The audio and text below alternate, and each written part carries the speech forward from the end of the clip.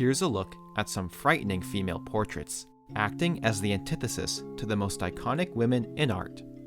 With purple skin, a turquoise nose, colossal bug eyes, and fluorescent orange hair, you may think I just described an alien or a monster, when in reality, these physical characteristics embody this deeply unsettling painted portrait. Despite the calm demeanor of the subject's expression, this painting is screaming to be the center of attention with its unorthodox color usage. The juxtaposition of warm and cool colors, encapsulated by a cartoonishly thick black outline, help make this painting exceptionally unnerving, despite the subject's straightforward composition. In terms of the subject themselves, I suppose their gender is rather ambiguous. However, the shape of their hair, which covers their ears, and their overall facial structure, in particular their crimson and slightly glossy lips, makes me believe this subject is intended to be female. But gender aside, nothing can compare to the most eye-catching part of this piece, the subject's gaze. Their deep purple eyes that swim in a sea of milky white, roughly etched and asymmetrical in size, is perhaps the most jarring aspect of this piece. We want to look away, but this fictionalized person will do anything to keep us engaged in a visually hypnotic trance. If we look above the subject's left shoulder, we notice a signature written as LE and, although it looks like a C, a second E, followed by the symbol for squared, as well as the date 2023, making this a relatively recent piece. This signature refers to the artist's name, Lee Lee, or, as they cleverly abbreviated it, Lee Squared. Lee's portfolio can be viewed across various social media, including Facebook and Instagram, where they go by the handle Idiot Grin. Upon viewing Lee's work, I was caught off guard by the bevy of pieces that weren't just cartoonish portraits with heavily saturated colors, but instead teetered more so on the edge of an expressionist meets realist approach, even if they're still heavily stylized. On April 9th, 2023, Lee uploaded the unsettling portrait to both Facebook and Instagram, introducing it with the words, "Stunned Mullet," likely referring to its name. And although the remaining text seems to provide no further insight into Lee's creative process behind this piece, they do refer to the subject as her, confirming my beliefs from earlier of the subject's gender. Beauty hurts. That's the phrase that comes to mind when I observe our next piece. Unlike the previous work that focused primarily on a depiction of the subject's face, this piece is much more dynamic with its composition, as if to convey a sort of message or action, which, in my interpretation, is the ugliness that comes with beautification. Objectively speaking, this person is not all that pleasant to look at. Their face, the focal point of this portrait, isn't just blush red, but practically blood red, as if too much makeup was applied. Their upward flaring nostrils, accompanied by bulbous lips and overly defined cheekbones, indicate this self-conscious beauty has undergone one too many surgical procedures. The subject's long blonde hair swoops gently to the side of an exposed pair of breasts, along with strangely colored blue arms that wrap over the subject's head, as if they're striking a pose in front of a mirror that we, as the viewer, have now taken the role of. And what other explanation can there be for this attempted display of seduction other than the pursuit of beauty, which in this case is more so a disturbing display of horror? While I have the source to this piece, its origin doesn't provide much insight, in fact, practically none at all, of the story behind it. This artwork, posted to the blog The Face Painters, is a pastel piece from blog contributor Adair Stevens.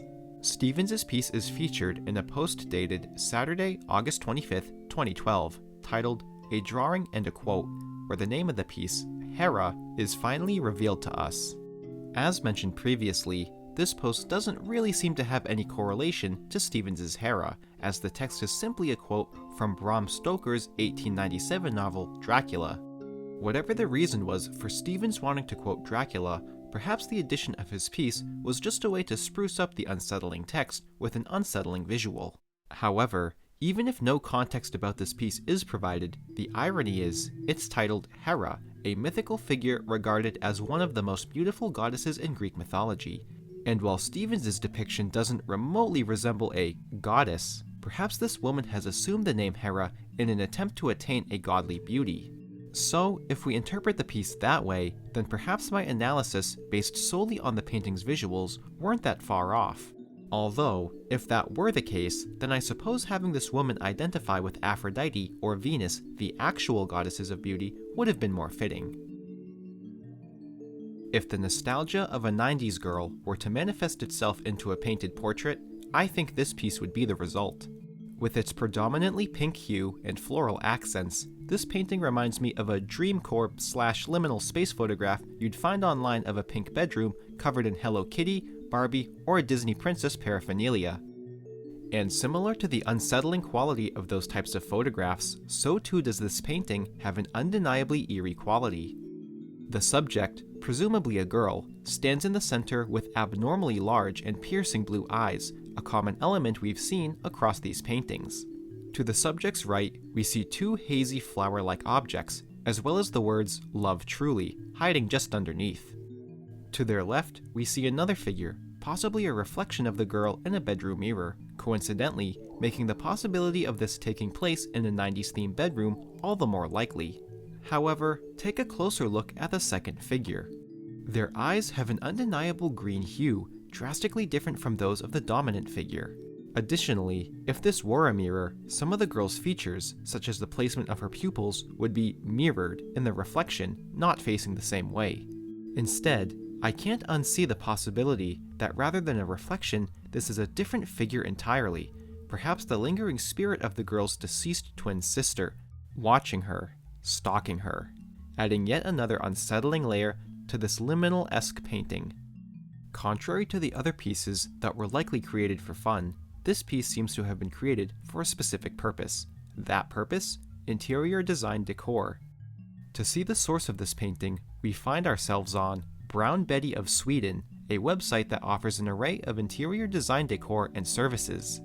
If we translate the page, we see some of the products offered, including pillows, lighting, graphic design, even workshops, but most importantly, paintings.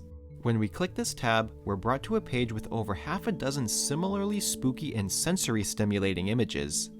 These are definitely the type of ambiguously trippy, abstract art you'd see a realtor throw on the wall of an open house in an attempt to make the room more cozy and aesthetically appealing. Eventually, we reach the 10th and final painting that we so heavily analyzed. As it turns out, the words "Love Truly" weren't just hidden in this piece, but the actual name of the work as well. As for the artists themselves, the operator of the Brown Betty of Sweden business appears to be Chris Robertson, a self-proclaimed artist and entrepreneur. So while her name doesn't directly appear within the description of any of these pieces, given the fact that she is an artist, it's very likely we can attribute Love Truly and all of these pieces to her. This final portrait may not be as eccentric as the others, but is perhaps the most disturbing of them all. The girl in this unsettling piece isn't depicted with flashy colors, poses, or background elements, but the artist's opposite approach compared to the other three portraits proves to be just as impactful visually. Given the subject's pale complexion, the whites of their eyes don't attract our attention the same way they did in the previous portraits. However, what does stand out about them is their inhuman distortion, reminiscent of an abstract or cubist style.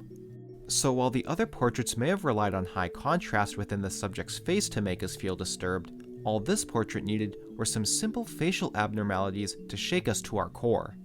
Additionally, with a mouth as equally twisted and gnarled, shark-like teeth, and a notable double chin, this is a face that perhaps even a mother would have a difficult time loving. Whether intentional or not, white paint even flows down the girl's eyes like tears, mixing loneliness and melancholy with the fear and uneasiness from before. As a result, we may be scared by this fictional person, but equally sympathetic to their condition, a great example of the magnitude the power of art has over us as the viewers. Unfortunately, I have no record of this piece's name, its artist, or even where it originated from online. As I embark on long and unpredictable searches for new and unsettling paintings across the internet, I'm usually bombarded with so many visuals, I take quick screenshots in the moment with the intent to revisit the sites for reference and credit at a later point. However, throughout my bookmarks, search histories, and collection of screenshots, I can't seem to retrace where exactly I came across this piece. Sadly, even reverse image search engines haven't pulled up any results, which I usually have success with. Perhaps there was another piece that linked me to the artist's site I'm not remembering, and that's why reverse image searching this piece doesn't yield any results, no matter how many times I try. However, if the image is embedded deep within the artist's website that Google won't be able to detect, then perhaps its name, creator, and reason for existing will remain a mystery for the unforeseeable future. Through art, we're able to experience a whirlwind of emotions, from curiosity to vanity to nostalgia and sympathy, sometimes coupled with an undeniable frightfulness. And although these four females may not be Venuses or Madonnas, their value to the art world should be regarded as nothing short of equal.